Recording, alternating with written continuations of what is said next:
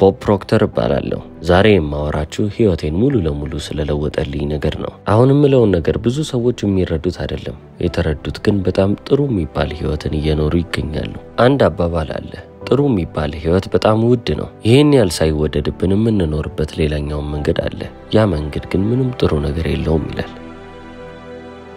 ከብዙ አመታቶች በፊት አንድ ሰው ይሄንን መጽሐፍ ሰጠኝ። Think and Grow Rich ይሰኛል። አስበህ ሀብታም መሆን ትችላለህ እንደማለት ነው። በወቅቱ ምንም አይነት ገንዘብ አልነበረኝም። በወቅቱ ብቻ ሳይሆን ሁሌም ቢሆን ደሃ ነበርኩ። ገንዘብ እጄ ላይ ተቀምጦ አያውቅም። ከሀብታም ቤተሰብም አልመጣሁም። ስለዚህ ገንዘብ የሞላበት ህይወት የሚባል ነገር እኔ ጋር የለም። እድሜህ ስንት ነበር ካላችሁ የ26 ዓመት ወጣት ነበርኩ። ምንም ትምህርት አልተማርኩም። የሁለተኛ ደረጃ ትምህርቴን ከ2 ወር በኋላ ላቋርጥ ችያለሁ። በንግዱ ዓለም ውስጥ ምንም አይነት ኤክስፒሪየንስ የለኝም። ሁሌም ቢሆን ተቀጣሪ ነበርኩ። ታዲያ ሰውየው ይህንን መጽሐፍ ሲሰጠኝ ቦብ ይህንን መጽሐፍ አንብበው እኔ የምልህንም ነገር በትክክል አድርግ፣ ከዛ የፈለግከው ነገር በዚህ ዓለም ላይ ማግኘት ትችላለህ ሲለኝ እሱ ያለውን ነገር አላመንኩም። ፊቱን ስመለከተው ግን እሱ ሲናገር ያለውን ነገር በደንብ የሚያምን ይመስላል። እንዳመነ ግን አምኛለሁ ማለት ነው። ትንሽ ገንዘብ ባገኝ ሁሉም ችግሮች የሚፈቱ ስለመሰለኝ ለሰውየው እንዲያልኩት እኔ የምፈልገው በጣም ትንሽ ገንዘብ ነው። ምክንያቱም በአመት የማገኘው $4000 ብቻ ነው። ነገር ግን $6000 ዕዳ አለብኝ አልኩት። ምናልባትም አልበላም አልጠጣም ብዬ የደረሰኝን ገንዘብ እንዳለ ወስጄ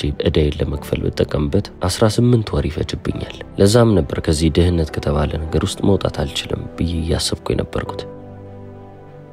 የሚገርመው ነገር ምን እንደሆነ ታውቃላችሁ? በአንድ አመት ውስጥ በአመት $4000 የማገኝ ሰው በወር $15000 የሚያገኝ ሰው ሆኜ ያረፍኩት። የሚያስገርመው ነገር በአንድ አመት ውስጥ ይሄ ለውጥ መምጣቱ ነው። በዚህ ጊዜ ውስጥ በፊት ከነበርኩት የተሻልኩ አልነበርኩም። ማለትም ደግሞ ብልህ ሆኜ ነው ስማርተር ሆኜ ነው ልል አልችልም። እዚህች ምድር ላይ ገንዘብ ማግኘት ከፈለጋችሁ ግዴታ ስማርት መሆን አለባችሁ ማለት አይደለም። ነገር ግን መሰረታዊ የሚባሉ ህጎችን ማወቅ አለባችሁ። ዛሬም በዚህ ቪዲዮ ለእናንተ መናገር የምፈልገውም ይሄንን ነገር ነው። እዚህች ጋር የምትመለከቷት ሴት ሳንዲ ጋላገር ትባላለች። የቢዝነስ አጋሬ ነች። በህይወት ዘመኔ ገንዘብ የሚያውቅ አንድ ሰው ጠቁም ብባል ሳንዲ ጋላገር የመጀመሪያዋ ነች። ጠበቃ ነች። ነገር ግን ዲል የምታረጋቸው ስራዎች ብዙ ጊዜ ከፋይናንስ ጋር የተገናኙ ነገሮች ናቸው። እንደዚህ አይነት ሰዎች ሴኩሪቲስ አተርኒ ይባላሉ። ጠበቃ ብትሆንም በዚህ በባንኪንግ ቢዝነስ ውስጥ ለ20 ዓመታቶች ሰርታለች። 100 ቢሊዮን የሚሆን የዩኤስ ዶላር በሷ ስራ አልፏል ማለት ነው። ባንኮችን መግዛት፣ ባንኮችን መሸጥ፣ 2 ባንኮችን አንድ ማድረግ፣ ባንኮችን ለፐብሊክ ማድረግ፣ እነዚህ ሁሉ ነገሮች የሷ ስራ ነበሩ። እኔም ቢዝነሴን ስጀምር እሷን እንደ አጋር አድርጌ የመረጥኩት ለዚህ ነው። ገንዘብን ከሚያውቅ ሰው ጋር አንድ ላይ ቢዝነስ መስራት ምን ጊዜም ቢሆን ያዋጣል። ከ10 ዓመታት በላይ ከሳንዲ ጋላገር ጋር አንድ ላይ ሰርተናል። ስለዚህ እኔም ዛሬ እናንተን ላናገር የመጣሁት ነገር አመታዊ ገቢያችሁን የወራዊ ገቢ ማድረግ እንደምትችሉ ለማስታወስ ነው። እኔ ራሴ ምስክር ነኝ። እዚህ ጋር እንደዚህ ስላችሁ እያጋነንኩ ወይንም ደግሞ እናንተ የሆነ ነገር እንድትገዙ ለማድረግ እየሞከርኩ ይመስላል። እውነታውን ብቻ ነው እየነገርኳችሁ ያለሁት። በዚህ መንገድ ነው የሚፈጠረው። ታዲያ በህይወቴ ጥሩ ገንዘብ ማግኘት ስጀምር እዚህ Think and Grow Rich ላይ ደጋግሜ የማነበው አንድ ፓርት ነበረ። ቢግ ማኒ ይሰኛል። ብዙ ገንዘብ እንደማለት ነው። ናፖሊዮን ሂል እንደዚህ ይላል፣ አንድ ገንዘብ ወደ እናንተ በብዛት ሲመጣ ቢግ ማኒ ይባላል። ገንዘብ ልክ እንደ ውሃ ነው። እንደ ጅረት ወደ ታች እየወረደ እታች እንደሚጠራቀመው ሁሉ ገንዘብ የሚረዳው ሰው ጋርም ሄዶ መጠራቀምን ይወዳል።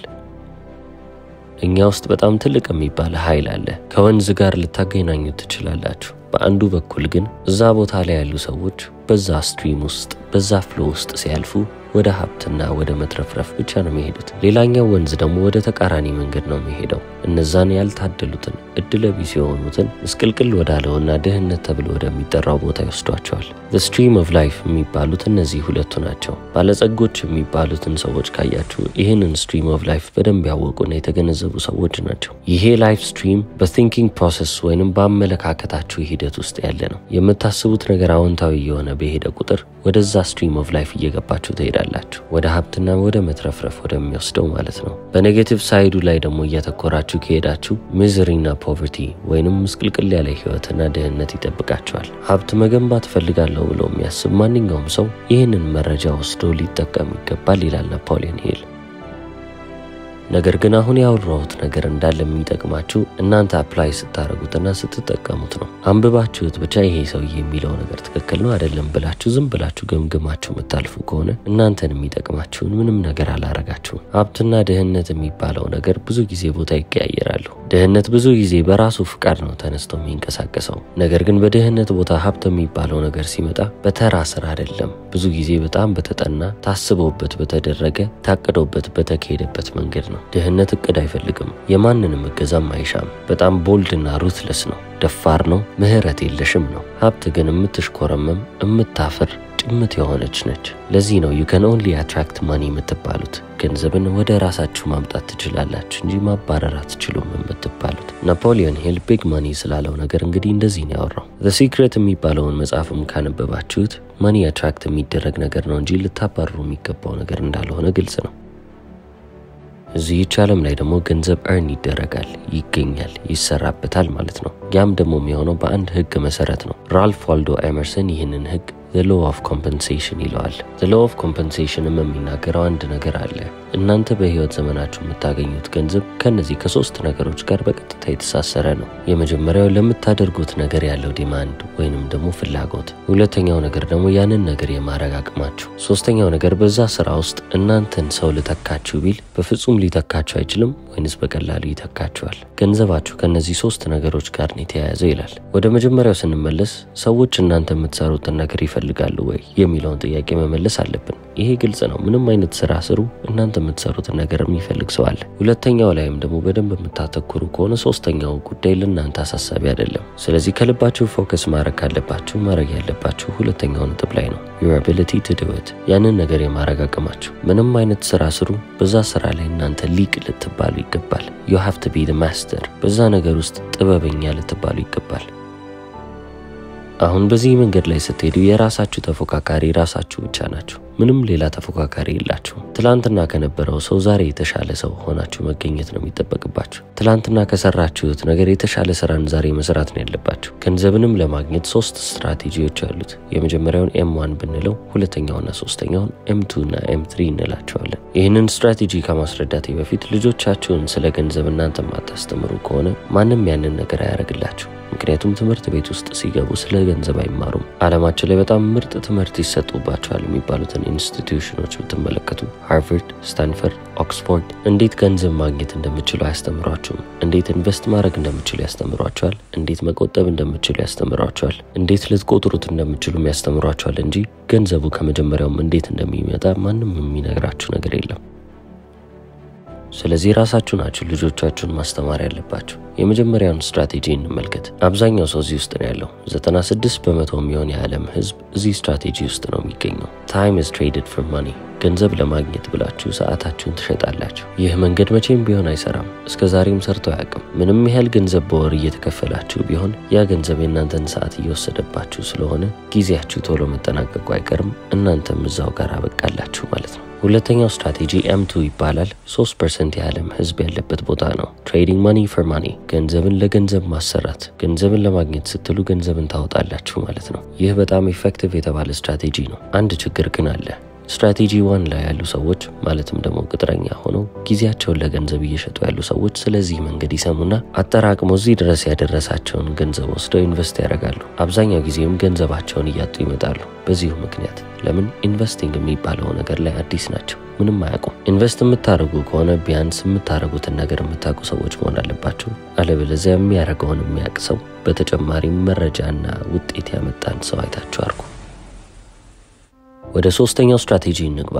1% የዓለም ህዝብ ብቻ የሚጠቀመው ስትራቴጂ ነው። ያ ማለት ከ100 ሰው አንድ ሰው ብቻ አለ። ያ አንድ ሰውም ከ100 ሰው 96 ሰው ሊይዝ የሚገባውን ሀብት ይዞ የተቀመጠ ሰው ነው። በፊት እኔ እንደነዚህ አይነት ሰዎችን ሳስብ በጣም ስማርት ቢሆኑ ነው እንደዚህ ማድረግ የቻሉት ብዬ አስብ ነበር። ነገር ግን እኔም ራሴን በ1970 እና 80ዎቹ ዓመተ ምህረት በሚሊዮን የሚቆጠሩ ዶላሮችን በአመት መስራት ስጀምር ምን እያረኩ ነው? እስቲ ምንድነው የተለየው ነገር ብዬ መመርመር ጀመርኩ። M3 የሚባልበት ደረጃ ላይ ቁጭ ስላልኩ ነው። ምን እያደረኩ እንደሆነ አላወኩም፣ ነገር ግን እያደረኩት ነበር። ከልጅነቴ ጀምሮ ገንዘብ ማግኘት ከፈለክ ስማርት መሆን አለበት ብዬ ነው ያደግኩት። ነገር ግን እኔ ምንም ስማርት አይደለሁም። ገንዘቡ ግን አለ። እንዴት ሊፈጠር ቻለ የሚባለው ነገር ነው ግራ ያጋባኝ። M3 ላይ ያሉ ሰዎች ጊዜያቸውን እያባዙ የሚሄዱ ሰዎች ናቸው። በምን ካላችሁ ብዙ የገቢ ምንጮችን በመፍጠር ጊዜ የመግዣ ትልቁ መንገድ ይሄ ነው። እንግዲህ ብዙ ሰዎች መልቲፕል ሶርስስ ኦፍ ኢንካም ስል ብዙ የገቢ ምንጮች ስል ብዙ ስራ ከመስራት ጋር ያገናኘዋል። 3 ስራ ስለሰራችሁና 3 የተለያየ ኢንካም ስለምታመጡ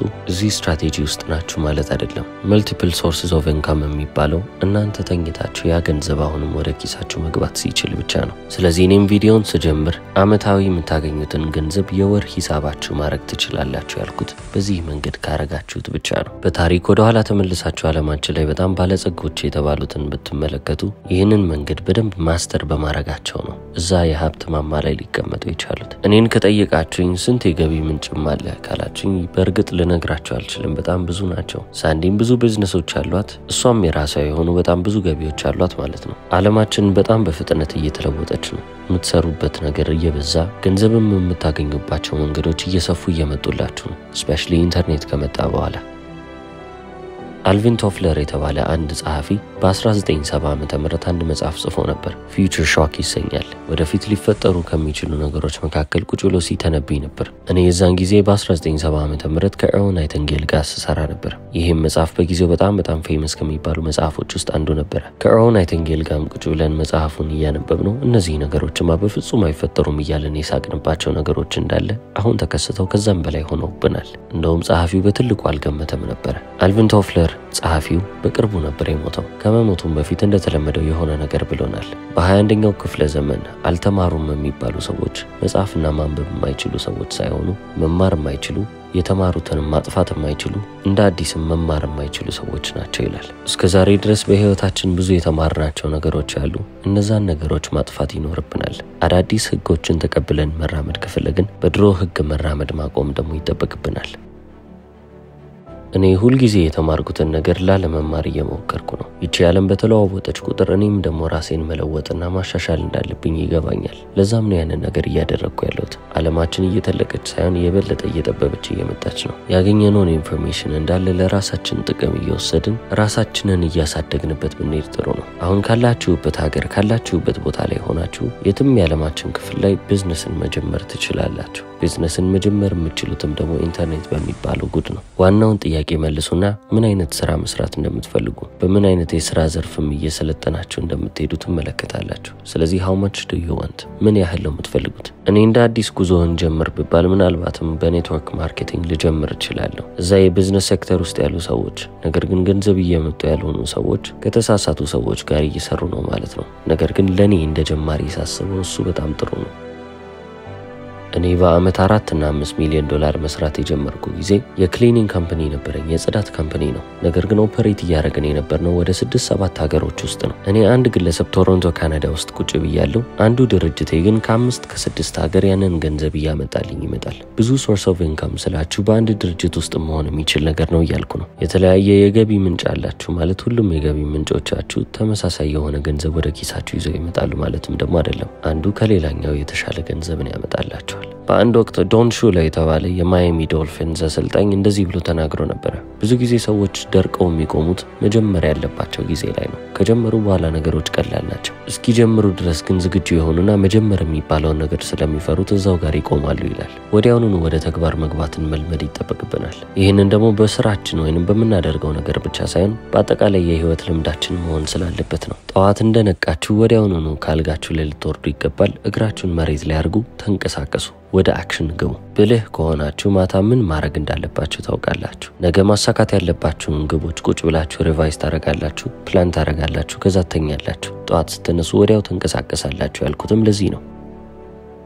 ጠዋት ተነሳላችሁ፣ አድርገዋለሁ ያላችሁትንም ታደርጋላችሁ። አንደኛውን ታስክ ስጨርሱ ወደ ሁለተኛውንም ስጨርሱ ወደ ሶስተኛው እንዲህ ያላችሁ መቀጠል ነው። ወደ ኋላ መመላለስ አያስፈልግም። በህይወት ልብ ያልኩትና ያስተዋልኩት ነገር ምን እንደሆነ ታውቃላችሁ? ብዙ ጊዜ የሆነ ነገር ላይ ቆርጬ ወዲያው ወደ አክሽን ስገባ ነገሮች ባንዴ መስተካከል ይጀምራሉ። ሁሉም የምፈልገው ነገር በምፈልግበት ሰዓት እየሆነልኝ ይሄዳል። የተግባርም ውበት ያለው እዚህ ጋር ነው። ወዲያውኑ ወደ ስራ መግባትን ልትለምዱ ይገባል። ድርጅቶቼ በዓለም ዙሪያ ብዙ ቦታዎች ላይ ኦፐሬት ያደርጋሉ።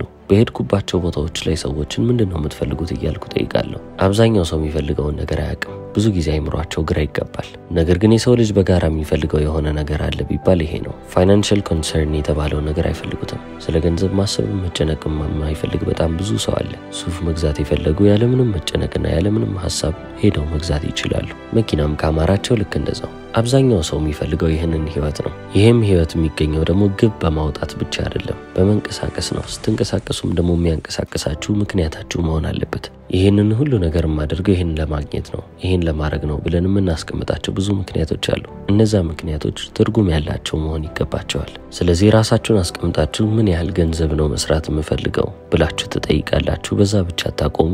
ለምንድነው ይሄንን ገንዘብ የፈለኩት ብላችሁም ደግሞ ትጠይቃላችሁ። ሁሉም ነገር የሚጀምረው ከዚህ ነው። እንግዲህ አንድ ሰው ጠንካራ ምክንያት ከሌለው የትም ሊደርስ አይችልም። ወይ የሚፈልገው ነገር በምክንያቱ ደረጃ ላይ መቀመጥ አለበት፣ አለበለዚያም ደግሞ ምክንያቱ በሚፈልግበት ገንዘብ ደረጃ ላይ ሊቀመጥ ይገባል። ሁለቱ ነገሮች ካልተጣጣሙ የሰው ልጅ ገንዘብን እያገኘ እረፍትን ማግኘት አይችልም። ቦብ ፕሮክተር አሜሪካን ሞቲቬሽናል ስፒከር እና ኦተር። እስከ መጨረሻው ስለተከታተላችሁ አመሰግናለሁ። ቻው።